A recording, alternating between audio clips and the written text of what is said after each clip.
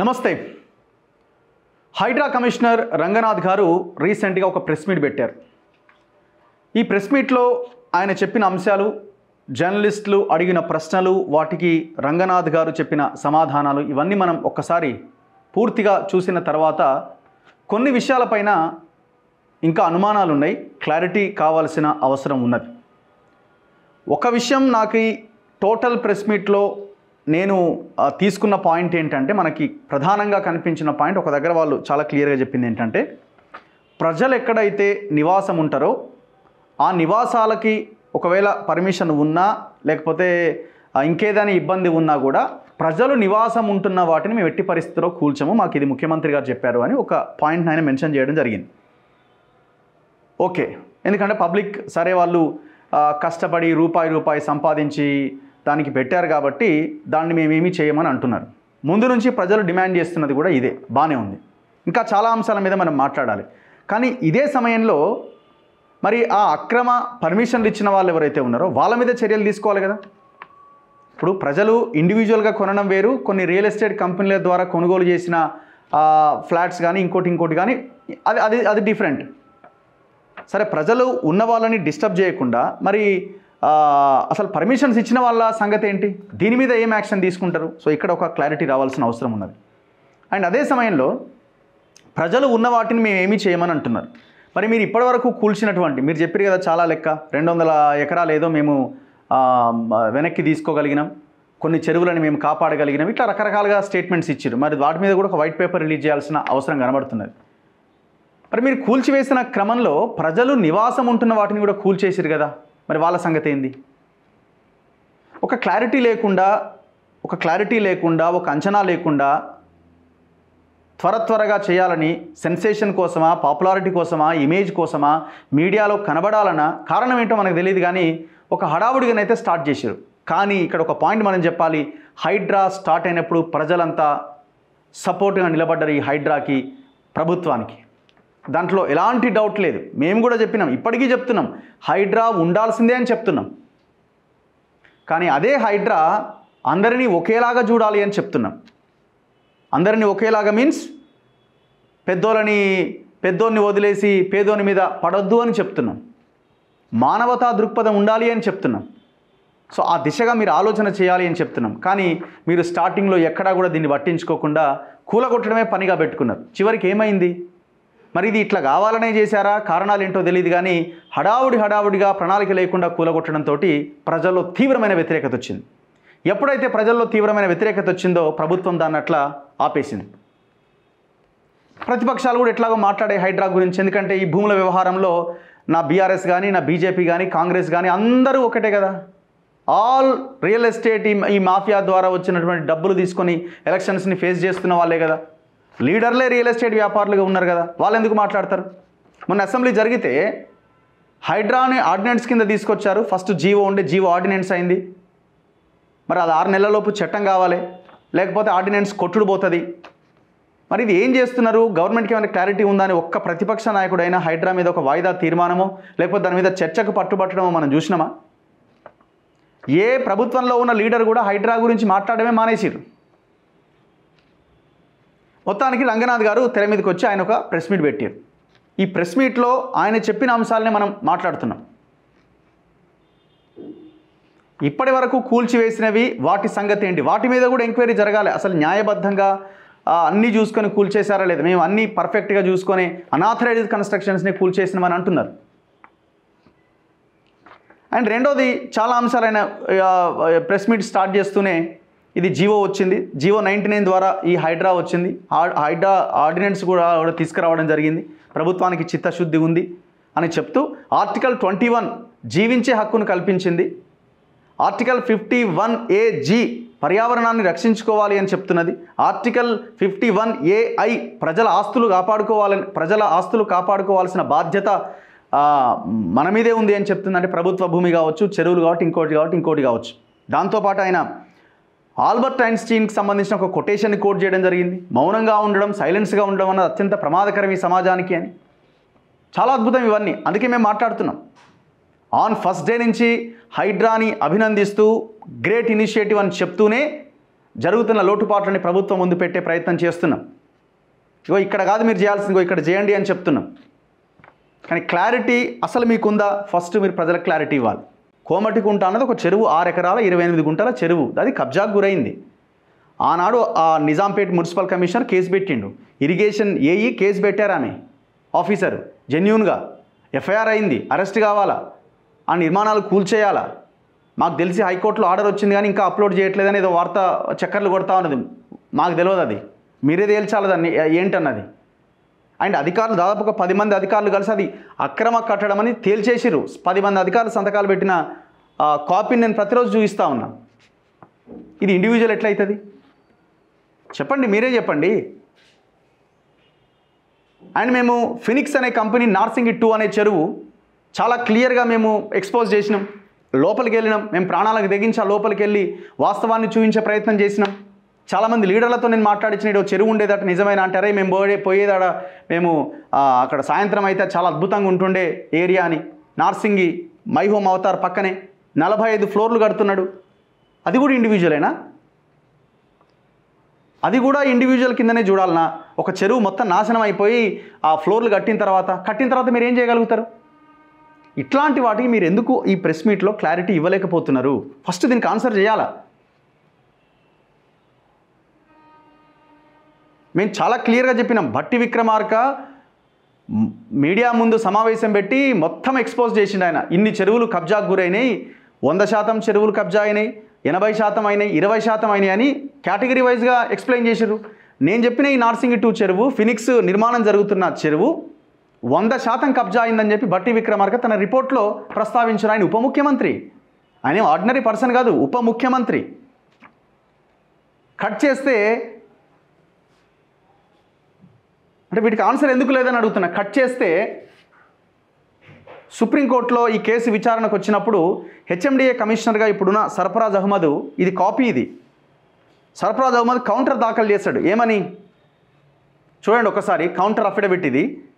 అదే నార్సింగి 2 లేక్కి సంబంధించిన counter affidavit ఇది. ఇగో, Lubna Sarwat applicant and versus State of Telangana and others respondents. ఎప్పుడండి ఇది? Civil appeal diary number 12490 of 2024, మొన్ననే కదా. ఎవరైనా municipal commissioner Sarfaraz Ahmed son of so and so. So ఆయన చెప్తున్నాడు, ఆయన అఫిడవిట్ వేసిండు ఎక్కడ? సుప్రీంకోర్టులో. ఒక్కసారి నేను ఒక 2-3 పాయింట్స్ నేను చదివి వినిపిస్తా. ఇగో, the joint committee examined the Setwar official record of survey and settlement of lands, Pahanis and village maps prepared in the year 1942 and found that the land in survey numbers 272, 273 and 274 of the Puppalaguda village, Rangareddy district, Telangana were classified patta land which was under cultivation and assessed as dry land for revenue purpose. అది పట్టా land అని చెప్తున్నాడు. ఇగో, the joint committee conducted physical inspection of the area covering longitude so and so and latitude on 7/10/2020 and 10/8/2022 which corresponds to survey numbers 271, 272 and 273 of the Puppalaguda village, Rangareddy district, and found no evidence of water body అంటున్నాడు. అంటే ఇక్కడ inspection చేస్తున్నట్టు water body ఉన్నట్టే తెలియదట.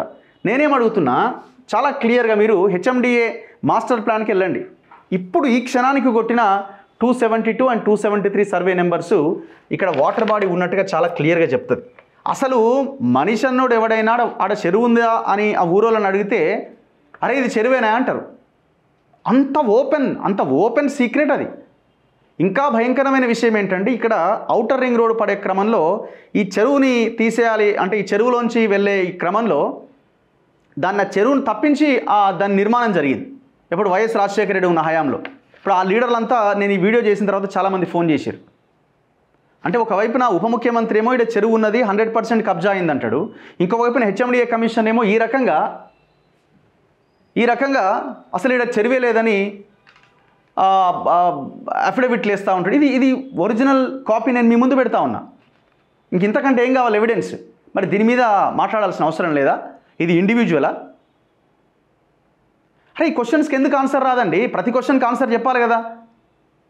ఇది ordinance అంటే ఒక act, అది చట్టమైంది. ఇప్పుడు ఎవరు ఏది హైడ్రా సరే 6 నెలల లోపు అసెంబ్లీలో పెట్టాలా, దాన్ని ఆమోదించాలా? మీరు ఆ యాక్ట్కి ఆ చట్టానికి మీరు జవాబుదారీగా ఉండాలా? అండ్ ఇంకొకటి, మీరు జూలై తర్వాత అని ఒకటి స్టార్ట్ చేసిరు. జూలై తర్వాతనే కూల్చాలని ఎక్కడైనా ఆర్డినెన్స్లో ఒక లైన్ ఉందా? హైడ్రా వచ్చింది అప్పుడే కాబట్టి దాని తర్వాత వాటిని మాత్రమే మేము కూలుస్తాం. కూల్చుడంటే దాన్ని ఏం నెగిటివ్ వర్డ్ కింద చూడాల్సిన అక్కర్లే.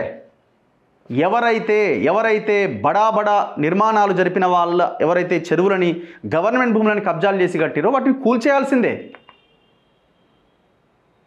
ఇదే క్వశ్చన్ నేను అడిగితే మరి ఒకవేళ జనాలు ఆక్యుపై చేస్తే పరిస్థితి ఏంటంటుంది. జనాలు ఆక్యుపై చేసినవి ఎవరు కూలగొట్టమన్నారు? అసలు జనాలు ఆక్యుపై చేయనివి, కన్స్ట్రక్షన్ జరుగుతున్నవి మేము కూలగొట్టమని చెప్తున్నాం, వాటిని ఆపమని చెప్తున్నాం, దాన్ని నిషేధిత జాబితాలో పెట్టమని అడుగుతున్నాం. దీనికి ఆన్సర్ లేదే. ఎన్ని వీడియోలు చేసినాం మేము? అక్కడ ఉన్న జర్నలిస్టులు కూడా క్వశ్చన్ రైజ్ చేశారు. వాసవి అర్బన్ ఏం చేసిరు అంటే నో ఇండివిజువల్స్ గురించి మేము మాట్లాడాం. ఇండివిజువల్ అంటే ఏంది? చెరువు ఏమన్నా ఆ కోమటికుంట చెరువు, ఈ నార్సింగి 2 చెరువు ఇండివిజువల్ కిందికి వస్తుందా? కొన్ని లేక్స్ హెచ్ఎండిఏ నుంచి ఎత్తేసిరు. ఇప్పుడు ఈ నార్సింగి 2 లేక్ ఎత్తేసిరు. తెల్లాపూర్లో ఉన్న 3 చెరువులు లేవు. దేనికి తెచ్చిరంటే కబ్జాలు చేసుకోవడానికి. మరి అది హెచ్ఎండిఏ సైట్లో ఎందుకు ఉండదు? దీనికి ఆన్సర్ ఉండదు. ఇగో, instant case after the preliminary survey it was reported that the lake is not recorded in the revenue records and also not existing on the field as reported by the collector. మరి ఎంత గొప్ప collector అయినా అసలు అక్కడ ఫిజికల్గా చెరువు అన్నదే లేదట. అసలు రెవెన్యూ రికార్డ్స్లోనే చెరువు అన్నది లేదట. As such Narsingi lake 2 with lake ID 2939 is neither existing physically on the field nor in the irrigation or revenue records and therefore it has not been notified. ఎంత దుర్మార్గమైన అఫిడవిట్ ఇది, ఎంత దుర్మార్గమైన అఫిడవిట్. ఇప్పుడు మీరు చెప్పే లెక్చర్ని మేము వినుకుంటా సైలెంట్గా ఉండాలా? హైడ్రా చాలా గొప్పగా పనిచేస్తుందని. నేను మిమ్మల్ని కూడా ఏమనట్లే, ఎందుకంటే మీరు ఎవరు చెప్తే చేస్తారు, పైన ఉన్న గవర్నమెంట్ చెప్తే మీరు చేస్తారు. మీరు ఒక ఆఫీసర్, వాళ్ళ నుంచి మీకు ఆదేశాలు వస్తలేవో, మీరు చేయట్లేదేమో. ఇప్పుడు ఇదే ఎర్రకుంట కోమటికుంట చెరువు రోడ్ అవతల ఉన్న చెరువు దగ్గరికి 4-5 సార్లు విజిట్ చేసిరు మీరు. మరి అదే కోమటికుంట దగ్గరికి ఎందుకు పోతలేరు? 4-5 సార్లు ఎందుకు కూలుతలేవు అవి? ఆ ఎర్రకుంటలో ఉన్న 3 బ్లాకులు కూలిపోయినాయే, 5 ఫ్లోర్లై. మరి యువతలో ఉన్న 2 టవర్లు ఎందుకు కూలుతలేవు? దీనికి ఆన్సర్ ఉండదు. ఏమనంటే వాళ్ళు ఆ పర్మిషన్స్, మరి పర్మిషన్ లేని కూల్చరా? పర్మిషన్స్ ఉంటే కూల్చరా? ఇప్పుడు వాడు నికేష్ అనే ఒక ఆఫీసరు దాదాపు 100-200 కోట్లు సంపాదించింది అన్నది వచ్చింది కదా. మరి ఆ 100-200 కోట్లు ఎట్లా సంపాదించిండు? ఇట్లాంటి పర్మిషన్స్ ఇచ్చి సంపాదించిండు. దేనికి పర్మిషన్ ఇచ్చిండు? దాని మీద ఒక ఎంక్వైరీ ఉండదా? ఎందుకు ఈ దాగుడు మూతలు దేనికి? హైడ్రా పేరుతో ఎవరిని ముంచడానికి? ఇంకా మీరు సరైన దిశగా మీరు వెళ్ళనప్పుడు ఎందుకు దీన్ని క్లోజ్ చేసేయండి, బంద్ అని చెప్పండి. చేసుకుంటాడు. ఆగినాయా ఇప్పుడు ఏమైనా కబ్జాలు? ఇప్పుడు ఆడ 45 ఫ్లోర్లు కడుతుంటే ఆగిందా? మేము ఎన్ని చెప్పినాం? అమీన్పూర్లో వాసవి ఉంది, అప్పుడు ఎక్కడ గోల్డెన్ కీ అనే ఒక వెంచర్ ఉంది. మీరు అమీన్పూర్ గురించి కూడా మాట్లాడారు కదా. గోల్డెన్ కీ అనే వెంచరు కూడెం మైపాల్ రెడ్డి తమ్ముడు మధుసూదన్ రెడ్డి మీ హైడ్రా ఆఫీస్కు అర్ధరాత్రి 11-12 గంటలకు వచ్చి హడావుడి చేసి పోయిండు కదా. తెల్లారి నుంచి గప్చుప్. మరి ఎందుకు గూలలే? కన్స్ట్రక్షన్ జరుగుతూనే ఉందాడా. స్టిల్ బౌన్సర్లను పెట్టి కడుతున్నారాడా ఎవడు? గూడెం మహిపాల్ రెడ్డి బ్యాచ్ అంతా కలిసి. మరి ఏమైంది? గోల్డెన్కి లేఅవుట్ మీద లేఅవుట్ వేసి పార్కులు కూడా కబ్జాలు చేసి. మీరు అన్నారు కదా పార్కులు ఇంకోటి అని చెప్పారు కదా. ఇవన్నింటిని మనం రక్షించాలని. మరి ఇవన్నింటిని రక్షించాలన్నప్పుడు మీరెందుకు దాన్ని రక్షిస్తున్నారు? శ్రీ చైతన్య కాలేజీ కట్టిండు పార్క్ ప్లేస్లో. అమాయకులేమో పాపం ప్రజలు అక్కడ భూములు కోల్పోయి ఆగమాగమైన దశలో వాళ్ళు ఉంటే మీరు హైడ్రా పేరుతో ఏం క్లారిటీ ఇస్తున్నారు అని అడుగుతున్నాం మేము. మీరు ఇచ్చిన క్లారిటీ ఏంది? ఫాతిమా కాలేజ్ గురించి నో, జన్వాడ ఫామ్ హౌస్ గురించి వాళ్ళకి సంబంధం లేదంటున్నారు, అది ఓకే. వాసవి అర్బన్ గురించి నో, ఇంకా వేరే దాని గురించి అడిగితే నో, ఇండివిజువల్స్ గురించి మేము మాట్లాడమంటున్నారు. ఎన్నున్నాయి ఇంకా? అండ్ ఇప్పుడు ఇంకొక ప్రధానమైన అంశం, ఇప్పుడు మేము ముందు నుంచి చెప్తున్నాం కదా,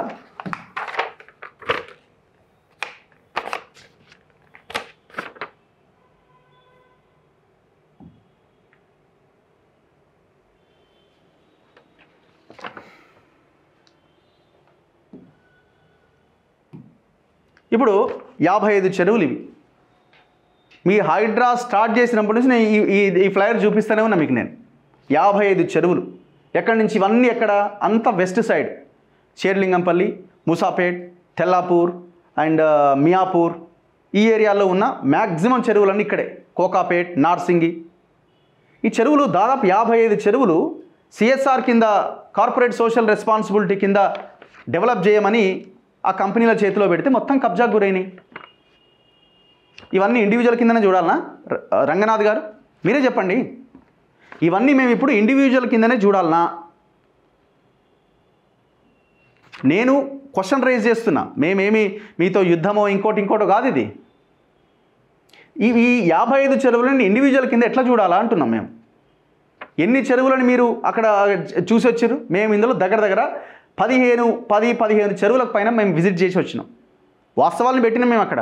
మేము వాస్తవాలను పెడితే కోర్టుకు పోతున్నారు, ఆర్డర్ తెచ్చుకుంటున్నారు, వీడియోలు డిలీట్ చేసుకుంటున్నారు. ఎవరి దీంతో జరుగుతున్నది? మొత్తం మంత్రుల ఇళ్ళ దగ్గరికి చేరుకున్నారు వీళ్ళంతా. ఏదో ఒకటి చేయరు, ఏం కాదు అని చెప్తున్నారు, లోపల మేనేజ్ చేస్తున్నారు. మరి ఎవరిని మేనేజ్ చేస్తున్నారేమో చేయాల్సిన పని చేసేస్తున్నారు. సో అందుకే ఈ దాగుడు మూతలు ఇవన్నీ వద్దండి. మళ్ళా లెక్చరు, చెరువులను కాపాడుకోవద్దా, ప్రభుత్వ ఆస్తులను కాపాడుకోవద్దా, మా మీద తప్పుడు ప్రచారం చేస్తున్నారు. ఎందుకు తప్పుడు ప్రచారం చేస్తున్నారు? మీరు చేసుకున్నదే అది. ఎవరు తప్పుడు ప్రచారం చేశారు? ఇప్పుడు ఇది తప్పుడు ప్రచారం అయితే కాదు కదా, వెరీ క్లియర్ కదా. చూపించండి. ఈ మీరు చెప్పిన ఈ లిస్ట్లో ఒక్క చెరువు కూడా కబ్జా కాలేదని మీరు తేల్చేయండి పోనీ అట్లన్నా. సో ఇప్పటికైనా కొంత చిత్తశుద్ధితో పనిచేయాల్సిన అవసరం ఉంది. హైడ్రా తెచ్చిన ఉద్దేశము అది నెరవేర్తలేదు, డౌట్ ఏం లేదనలా, అది నెరవేర్తలేదు. మేము రాబోయే రోజుల్లో మీరు చూస్తారు, మీరు కూలగొడుతుంటే అప్పుడే మీరు శభాష్ అంటారు. రాబోయే రోజుల్లోకి చూసేది ఏందండి? అరే మీరు ఆడ వర్క్స్ జరుగుతున్నవి ఆపకపోతే వాడు 45 ఫ్లోర్లు వేస్తాడు, ఇంకా ప్రజలకు ఇచ్చేస్తారు. అప్పుడేమంటారు? అలా జనాలు ఉన్నారా, మీరు ఎట్లా కూలగొట్టాలంటారు అప్పుడు. అంతే కదా మీరు చేసేది. అందుకే వాళ్ళు ఏం చేస్తున్నారు? యుద్ధ ప్రాతిపదికన కొన్ని వందల మంది కార్మికులు ఒకేసారి పనిచేస్తూ టవర్లు లేపేస్తున్నారు. మీరు అమీన్పూర్ పోయిరు కదా, ఎవరిని కూలగొట్టిరు? ఆడ 4-5 రేకుల చెట్లు కూలగొట్టాలి, ఇది అయిపోయింది. కూలగొట్టిరా మీరు? వర్టెక్స్ దగ్గరికి పోయిరా, అర్బన్ రైజ్ దగ్గరికి పోయిరా, అవంతిక దగ్గరికి పోయిరా, అధిత్రి దగ్గరికి పోయిరా. 7 తూములు కబ్జా పెట్టి కట్టిండే, కనబడలేదా ఇది మీకు? ఏం దుర్మార్గం ఇది? ఎందుకు ఇంకా ప్రజల్ని మోసం చేస్తుంటారు? మా ఫైట్ కంటిన్యూ అవుతుంది ఖచ్చితంగా. మేము ప్రతి చెరువు తిరుగుతాం, వాస్తవాలను అయితే ప్రజల ముందు పెట్టే ప్రయత్నం చేస్తాం. మేము అంతకుమించి ఏం చేయలేం. జరుగుతున్న వాస్తవాన్ని ప్రజల ముందు పెట్టడం మా బాధ్యత, ప్రభుత్వం ముందు పెట్టడం మా బాధ్యత. సో ప్రజలే డిసైడ్ చేయాలి. ఏ గ్రామంలో ఉన్న ప్రజలు ఆ చెరువును కాపాడుకోవాల్సిన బాధ్యత మన మీదనే ఉంది. ఏ గ్రామంలో ఉన్న ప్రజలు ఆ ప్రభుత్వ భూమిని కాపాడుకోవాల్సిన బాధ్యత మన మీదనే ఉన్నది. అరే ఒక ఇల్లు కట్టండి అంటే భూమి లేదంటారు. పేదోడికి ఇల్లు కట్టమంటే భూమి దొరకదు. ఈ కబ్జాలు పెట్టే వాళ్ళకి మాత్రం ధారాదత్తం చేస్తున్నారు. అయిపోయింది. వీళ్ళు దీని నుంచి బ్యాక్ స్టెప్ వేసేసారు. ఇట్లనే 2-3 ప్రెస్ మీట్లు పెడుతుంటారు. ఆడ మూలకి ఈడో మూలకి, ఆడ గోడ ఈడ గోడ కొడతారు. దీన్ని ఇంకా ముందుకు తీసుకెళ్తారు. సో ఈ సొసైటీ కోసం, బెటర్ సొసైటీ కోసం, చేంజ్ కోసం మనం ఖచ్చితంగా అడుగు ముందుకు వేయాల్సిన అవసరం ఉన్నది. దీంట్లో 2 ఆప్షన్కి తావులేదు. చూస్తూనే ఉండండి మన తొలి వెలుగు.